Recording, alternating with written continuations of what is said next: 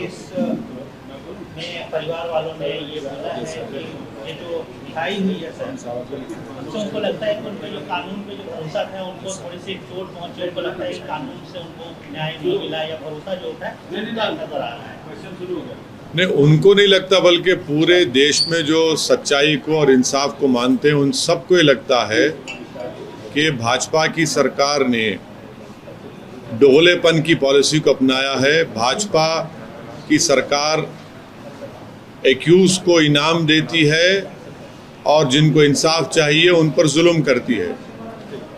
प्रधानमंत्री देश से 15 अगस्त को लाल किले से अपने भाषण में, तकरीर में महिलाओं की एम्पावरमेंट की बात की, महिलाओं के ताल्लुक से बड़ी अच्छी बातें की। उसी दिन भाजपा की गुजरात की सरकार ने उस महिला को, जिसकी 3 साल की बेटी को कत्ल कर दिया गया, जिसका बलात्कार हुआ, 11 लोगों ने उसका बलात्कार किया, उसकी माँ को और 3 और महिलाओं को रेप करके उनकी हत्या कर दी, उन लोगों को भाजपा की सरकार अपनी रेमिशन पॉलिसी के तहत उनको छोड़ती है।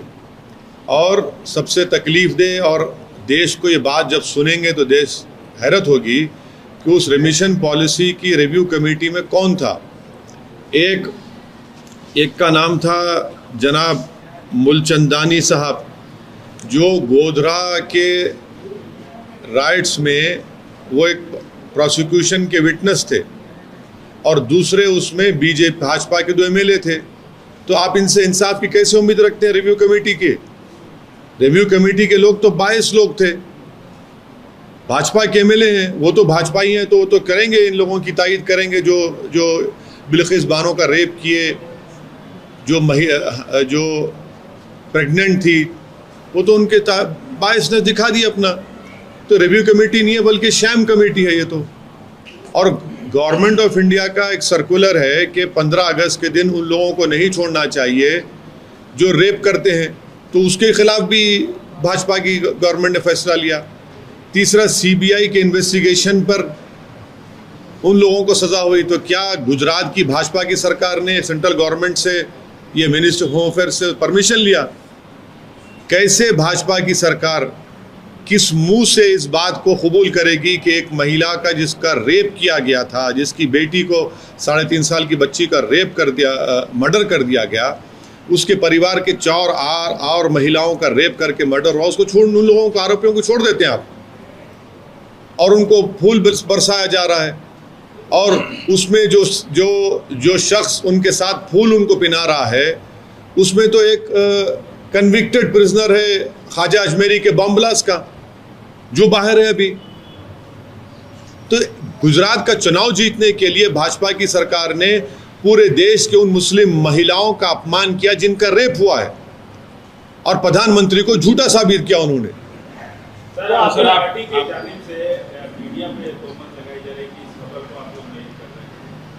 कहाँ किए? जब आपने 2 दिन पहले हमसे इंटरव्यू लिया, आपके चैनलों ने चलाया उसको, बताइए कितने चैनलों ने चलाया, बताइए क्यों आप लोग खामोश हैं? आपके चैनलों पर जो मुस्लिम महिलाएं एंकर हैं, मैं उनसे पूछना चाह रहा हूं, आप क्यों खामोश बैठी हैं? आप तो महिला है ना, आप तो हमसे ज़्यादा तकलीफ समझ सकती हैं उस बिल्किस बानो की। आए दिन महिलाओं पर जुल्म होता है, गलत बातें की जाती हैं। कम से कम उन लोगों को तो सोचना चाहिए कि आज बिल्किस बानो है, कल किसी से भी होगा। फिर ये बिल्किस बानो को सिर्फ मुसलमान होने के चश्मे से मत देखिए, ये एक इंसाफ का मुद्दा है। और हम भारत सरकार से, प्रधानमंत्री से डायरेक्ट हम ये डिमांड करते हैं कि उनका जो रिलीज ऑर्डर है उसको कैंसिल करके उन तमाम को जेल को भिजाया जाए। है तो सर आप लीगली जाएंगे क्या? लीगली छोड़िए, लीगली कब तक चलता रहेगा? लीगली, मॉरली कहाँ क्या होगा? अरे पार्लियामेंट सेशन कब होगा? दिसंबर में होगा। जब तक फिर वो लोग मिठाई खाते फिरते रहेंगे क्या? वो क्या कहा उसने, बिल्किस बानो ने, क्या मैं सुकून से जिंदगी नहीं गुजार पाऊंगी? उसने कहा कि दोबारा वो जख्म मेरा जिंदा हो गया है। क्या भारत की प्रधानमंत्री और भाजपा चाहती है कि हर मुस्लिम महिला उस जख्म को याद करे जिसका रेप हुआ था? क्लोजर होगा नहीं होगा बिल्किस बानो का? सर आपने कहा कि बीजेपी गुजरात के चुनाव को ध्यान में रख के ये यकीनन इसीलिए कर रही है क्योंकि भाजपा ये दिखाना चाह रही है कि हम उन लोगों के साथ खड़े हैं जो जेल में हैं, हम उन लोगों के साथ नहीं खड़े हैं जो इंसाफ के लिए लड़ रहे हैं। ये गुजरात के चुनाव के लिए भाजपा सब कर रही है। इससे पहले गोधरा के एसआईटी में क्लीन चिट मिलता है उस समय के तत्कालीन मुख्यमंत्री को, अभी ये उस समय के तत्कालीन मुख्यमंत्री आज प्रधानमंत्री बन गए। उस समय के मुख्यमंत्री के दौर में बिल्किस बानो का रेप हुआ, वो प्रधानमंत्री बन गए, मगर बिल्किस बानो आज भी वहीं पर रोड पर पड़ी हुई है। तो फायदा किसका हुआ? बिल्किस बानो का नुकसान हुआ या फायदा हो? सोच लो आप। क्या आप एक सांसद के तौर पर प्रधानमंत्री को चिट्ठी लिखेंगे? प्रधानमंत्री को हम आपके बड़े चैनलों के जरिए हाथ जोड़ के अपील कर रहे हैं, बिल्किस बानो से अपील कि इंसाफ करो। आप हमारी बात प्रधानमंत्री सुन लेंगे क्योंकि आपका चैनल देखते हैं प्रधानमंत्री रोज, उनके पास रिपोर्ट जाती है कि कौन क्या बोला, कौन क्या नहीं बोला। तो हम उम्मीद करते हैं कि प्रधानमंत्री आपके जरिए से सुनेंगे इस बात को और इंसाफ करेंगे। बिल्किस बानो से इंसाफ करिए, वो देश के प्रधानमंत्री हैं। तो सर फिर जेल भेज देना चाहिए? बिल्कुल नहीं, इसमें गवर्नमेंट ऑफ इंडिया की पॉलिसी है। गवर्नमेंट ऑफ इंडिया ने खुद कहा कि ऐसे लोगों को रिमिशन ना दिया जाए जो रेप करते हैं।